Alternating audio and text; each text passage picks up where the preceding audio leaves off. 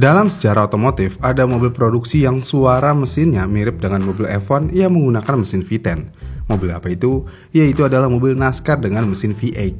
Namun selain mobil NASCAR, ada satu mobil yang suaranya benar-benar mirip dan menggelegar, yaitu Mazda 787B. Ini adalah mobil balap yang sangat ikonik.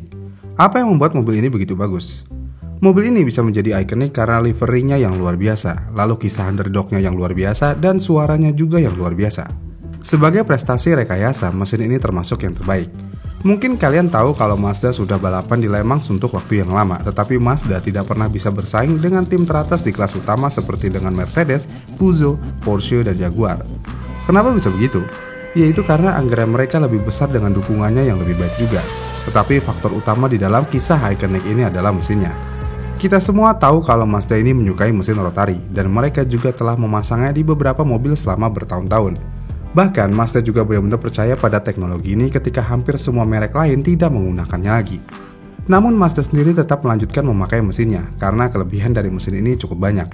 Dan ini adalah mesin 13B dari RX-7 yang dimana mesin ini menggunakan rotor daripada pengaturan piston dan crankshaft konvensional. Dan rotornya ini ditempatkan di housing rotor dan pada saat berputar maka akan ada 3 kantong yang mengelilinginya. Dan disinilah tempat udara dan bahan bakar dibakar di dalam rumah rotor. Kemudian ada juga lubang di housing rotor yang satunya untuk aliran masuk bahan bakar dan udara dan yang lainnya untuk gas buang. Lalu saat rotor berputar maka dia bakal mengisap udaranya dan bahan bakarnya. Lalu akan mengompresnya, kemudian pembakarannya bakalan terjadi lagi. Selain itu gas buangnya juga bakal dikeluarkan dan siklusnya akan terulang terus. Bahkan rotor juga berputar di mana piston akan naik dan turun. Lalu apa aja kelebihan dari mesin rotor ini? Ada beberapa kelebihan dari mesin rotari jika dibandingkan dengan mesin piston.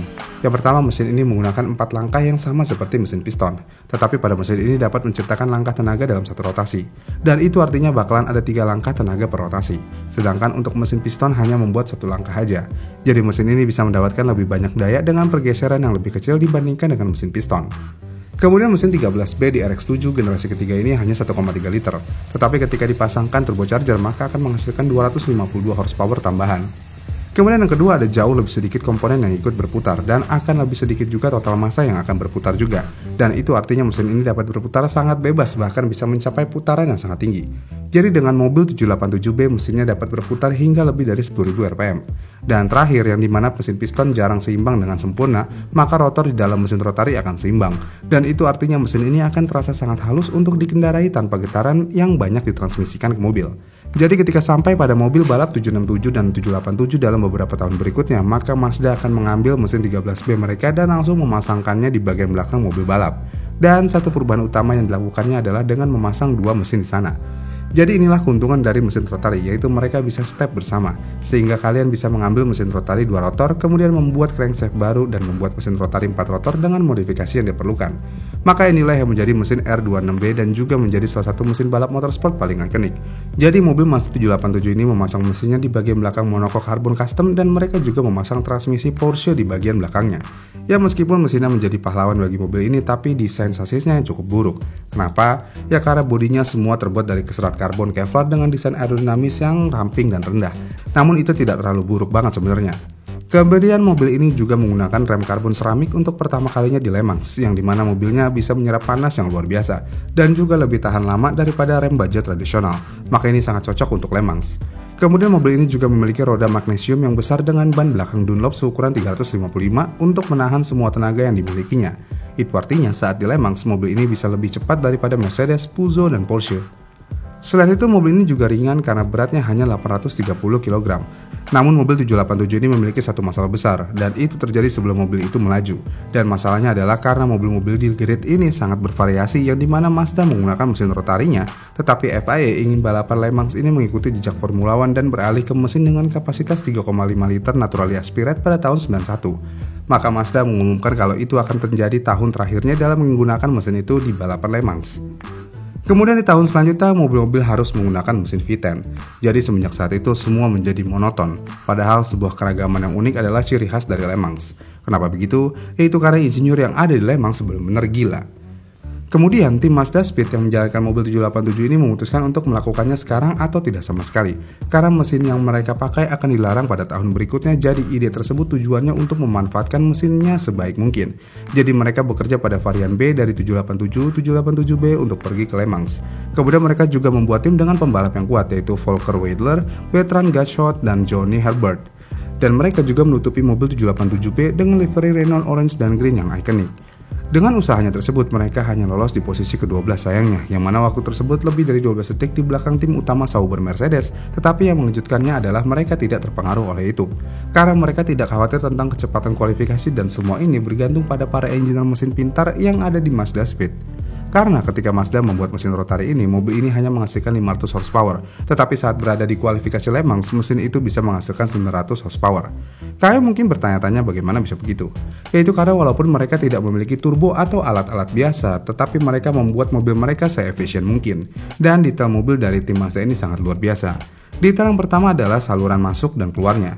Mereka melakukan penelitian besar-besaran untuk mendapatkan udara masuk dan keluar mesin agar sebebas mungkin. Kemudian mereka juga menambahkan busi ketiga ke mesin, yang dimana mesin balap sebelumnya cuma punya 2. Dan hal ini akan membuat bahan bakar tidak utuh terbakar, dan ini merupakan masalah umum di dalam rotor. Itu artinya bahan bakar yang sebelumnya terbuang akan digunakan untuk menciptakan lebih banyak daya. Bahkan mereka juga bisa meningkatkan segel apex, yang dimana segel kecil di 3 titik rotor ini sering menjadi kelemahan pada mesin rotor.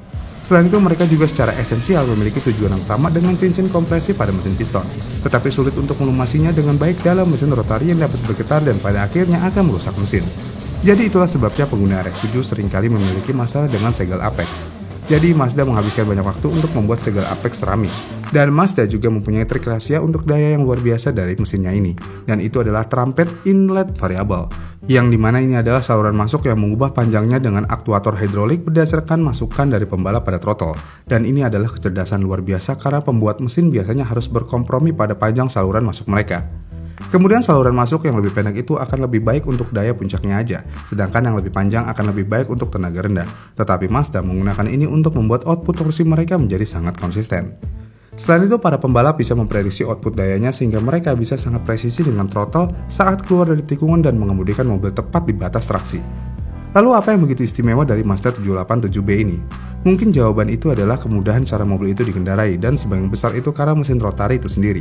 Karena sangat halus, maka tidak banyak torsi dan memiliki rentang daya yang sangat panjang dan datar.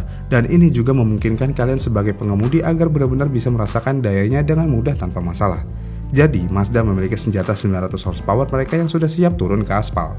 Tetapi sebenarnya ketika untuk balapan, Mazda sebenarnya mengurangkannya menjadi 700 horsepower aja. Kenapa? Ya karena mereka tahu bagaimana saat berada di tikungan. Karena mobil mereka lebih ringan daripada mobil-mobil yang lain, bahkan mereka juga bisa menciptakan daya sambil menggunakan 10 hingga 20% bahan bakar yang lebih sedikit daripada mobil-mobil lain. Dan mesin ini juga sempurna untuk para pembalap karena harus dan mobil ini juga dapat dikemudikan untuk balapan berjam-jam. Lalu bagaimana Mazda bisa memenangkan di balapan di Le Mans? Pada saat itu Mazda memulai balapan dari posisi ke-12 dan mereka menjalani balapan sebagian besar berada di posisi ke-4 sebelum mobil-mobil depan mulai rusak. Yang artinya mereka berada di posisi kedua di belakang Sauber Mercedes. Tetapi dengan beberapa jam tersisa, Sauber mulai melambat dan akhirnya mundur untuk mengendalikan masalah overheatnya. Kemudian bracket alternator Mercedes juga patah karena getaran lambol, yang berarti water pump mereka tidak berputar dengan benar dan mobilnya mulai mendidih. Dan mereka akhirnya masuk ke pit dengan Mazda 55 yang memimpin selama beberapa jam terakhir. Dan akhirnya Mazda memenangkan balapannya dengan selisih 2 lap aja. Dan Mazda menjadi mobil Jepang pertama yang pernah memenangkan Le Mans, yang dimana mesin 2,6 liter ini bisa mengalahkan V12, V8, dan turbo di Le Mans. Dan itulah rahasia Mazda yang bisa menjuarai Le Mans pada tahun 90-an. Bagaimana nih menurut kalian? Komen di kolom komentar di bawah ya. Dan jika kalian suka dengan video ini, kalian bisa like dan subscribe channelnya. Dan sampai jumpa di video selanjutnya.